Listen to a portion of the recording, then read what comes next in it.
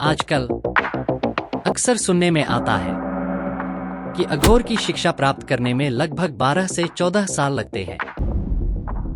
दिलचस्प बात यह है कि पहले 10 साल सिर्फ सीखने के लिए होते हैं, अघोर बनने के लिए नहीं। लेकिन इसमें इतना समय क्यों लगता है?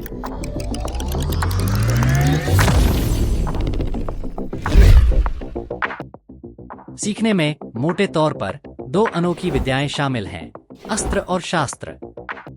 अगर आप सोच रहे हैं कि इनका क्या मतलब है, तो आप इसे तुरंत गूगल कर सकते हैं। लेकिन रुकिए, पहले ये तो स्पष्ट हो जाए कि अस्त्र, शस्त्र और शास्त्र 3 अलग अलग चीजें हैं। शस्त्र को अस्त्र या शास्त्र से भ्रमित न करें। अस्त्र का मतलब कोई जादुई मंत्र नहीं है। यह एक कौशल है, एक दुर्लभ क्षमता, जो आज सार्वजनिक नहीं रहा।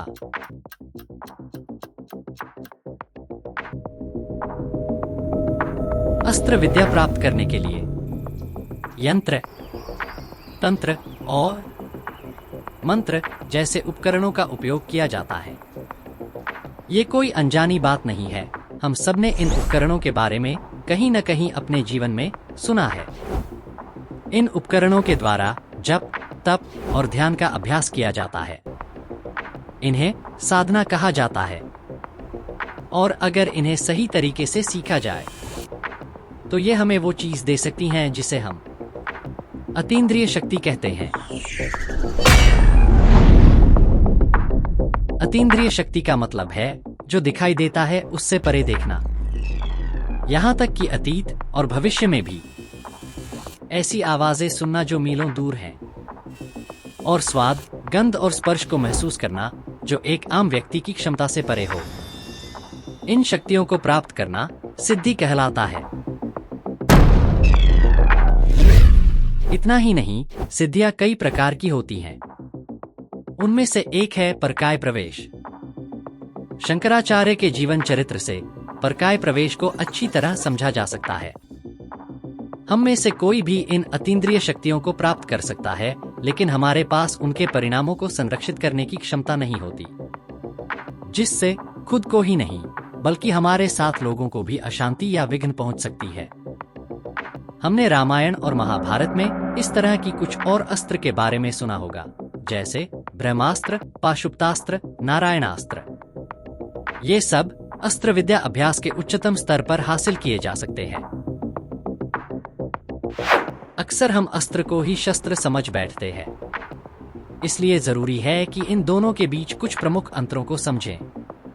अस्त्र एक वैशेषिक साधना से निर्मित किया जा सकता है, और शस्त्र निर्माण पृथ्वी से प्राप्त खनिजों से किया जाता है। अस्त्र केवल उसी व्यक्ति के साथ रहता है जो इसे साध लेता है, लेकिन शस्त्र एक स्थान से दूसरे स्थान तक ले जाया जा सकता है। अस्त्र जो है अमूर्त होकर भी प्रकृति में भौतिक हो सकता है, और शस्त्र प्रकृति में भौतिक एवं मूर्त है। अस्त्र का परिणाम तभी विनाशकारी होता है जब इसका दुरुपयोग किया जाता है, लेकिन शस्त्र का परिणाम सदैव विनाशकारी होते हैं। अस्त्र जो है व्यक्ति की मानसिक शक्ति के माध्यम से संचालित होता है, और शस्त्र का संचालन मशीन या मानव शक्ति के माध्यम से किया जाता है।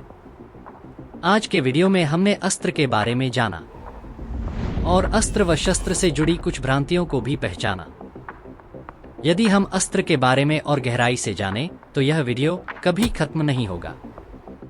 तो अब अघोर शिक्षा की पहली अध्याय को समाप्त करते हुए आने वाले वीडियो में हम जानेंगे कि अघोर मार्ग में शास्त्रों को सीखने की तरीके क्या होते हैं।